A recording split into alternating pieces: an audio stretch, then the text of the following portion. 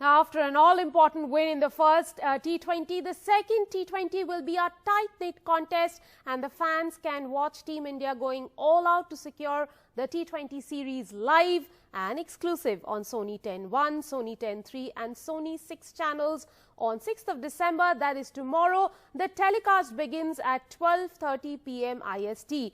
To talk about the T20 series and India's prospects in the series, I am joined by a former Aussie quick, Jason Gillespie, the man who has over 250 wickets in Test cricket, a double century to his name, and he knows a lot about India and Australia rivalry. Thank you very much, Jason, for joining me on the show.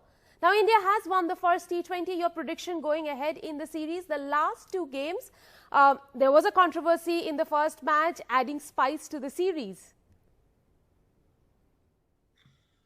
Well, it started off, there's a bit of controversy, wasn't there, in the first T20 game with the concussion the concussion rule was backed by India. But look, India deserved to win that. They played very well. Chahal came in and bowled very nicely at the back end there, but that was the controversy, I suppose. Jadeja, getting hit on the helmet, and then the going off and being replaced by another player, and so that created a little bit of controversy. But I think everyone agrees that concussion is something that in our sport we have to take incredibly seriously, and the health and safety and well-being of players has to be paramount. Now, we saw Justin Langer very displeased about the concussion sub being granted to India. He seemed like questioning David Boone. Our teams are not on the same page so far as this substitution is concerned. No, I firmly believe everyone understands the reasons for the concussion rule, and I know Justin very well, and Justin is very much in favour of the concussion sub rule. My understanding, I think, and this is only speculating from watching the game, is that I'm sensing that Justin was questioning why there wasn't the protocols on the ground when Jadeja was hit, because that's what happens as soon as someone gets hit with the cricket ball in the helmet, whether it be a fielder or whether it be a batsman. Play stops so that the physiotherapist and the doctor on duty can go and assess the player. Concussion. So I just wonder whether that was what Justin was having a discussion with David Boone about. Now, Jason, Indians lost the ODI series, pulled one back in the T20 series. Would you say India's magic comes back in T20s because the side is packed with good T20 exponents coming from the IPL? The bowlers found it tough to adjust to the ODI lengths in Australia. Well, it does take a little bit of an adjustment, doesn't it? But I think that the overriding thing with players is that they need to adapt and adjust. They go from different formats of the game, and we see that going from 50 over cricket to T20 cricket, and then adjusting from T20 cricket. I think it's going to be really interesting to see how the bowlers from both sides really adjust from T20 cricket to Test cricket. Because again, Test cricket lines and lengths are slightly different. Fast bowlers tend to bowl a little bit fuller as a general on their general length, their stop delivery in Test cricket than they do in one days and T20. So yeah, and not as many sort of changes of pace and the like in the Test side. So we'll see what happens. But look, I'd like to think that the players are all professional enough to be able to adapt and adjust their games accordingly.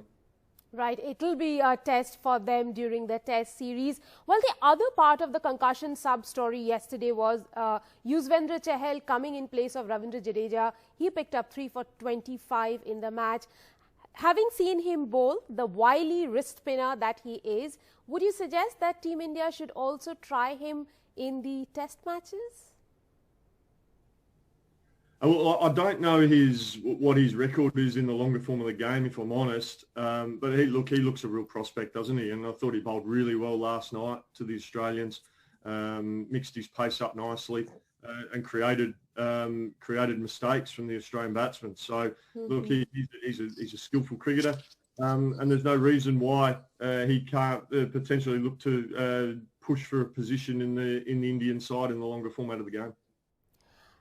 Jason, who do you expect to be the X factor for India in the upcoming Test matches? It's hard to look past Bumrah, to be honest. I think he's a fine bowler. He's a fine all-format bowler. I think he's learnt his game and discovering his game, and he's adapted and adjusted really well. And going from format to format, we've seen how destructive he is in T20. He'll certainly be the one that the Australians will be cautious about.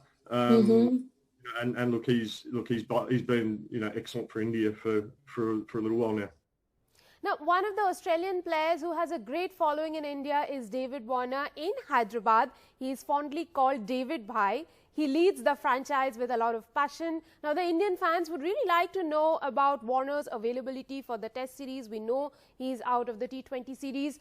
Also, with him unavailable for the matches in the Australian team, do you see there is a drop of energy? Yeah, he certainly brings a lot of energy to the Australian side. He's a gun in the field, and obviously his batting has been fantastic for a long time now.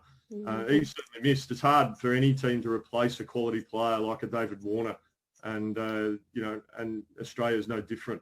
As for his injury, I know he's hopeful. He spoke in Australian media today, saying he's still hopeful of being fit for the first Test match. It's a bit of a race against time, but he's giving himself the best chance. He's doing all the physiotherapy and all the strength work needed to give himself a chance, getting a lot of the treatment. So we'll see what happens. But at this stage, I think it's, he's very much 50-50 whether he's going to be fit for that first game. Interesting. We'll have to wait and see whether Warner pulls up or not. Another player who will be unavailable for most part of the Test series is Indian captain Virat Kohli. Would that make the Australians worry a little less? And what kind of impact will Virat's absence have on the mindset of the Aussies? Any team that loses their best player is going to be impacted, and India is no different. We saw a couple of years ago when Australia lost not one but two of their better players in David Warner and were out of the team for a year. We saw the effect that had on the Australian side, and that was a challenging time for them. I think the three Test matches after the Adelaide Test that Virat is unavailable for, and we all know why he's unavailable, and fully support him and his family in that regard. But it gives an opportunity for another Indian player to step up and fulfill a role. So that's exciting from a cricketing point of view. But from an India's point of view, that they'd love to have him out there, not only as one of the best players in the world, but their captain, their leader. He certainly leads from the front, and he'll definitely be missed. Absolutely, and also perhaps because of his energy, his intensity, the intensity that he shows on the field, Indians would have loved to have him, but it is not happening. He will only be available till the Adelaide Test. That's the first Test. Now, Jason, would you like to call the T20 and the Test series? Let's get a prediction from you. I'm going to go 2-1 India in the T20s, and I'm going to go 3-0 Australia in the Tests. That is really, really bold, predicting 3-0 win for Australia in the Test series, which means he is saying that India will not be able to defend the Border Gavaskar Trophy. Thank you very much, Jason Gillespie, for joining us on the broadcast.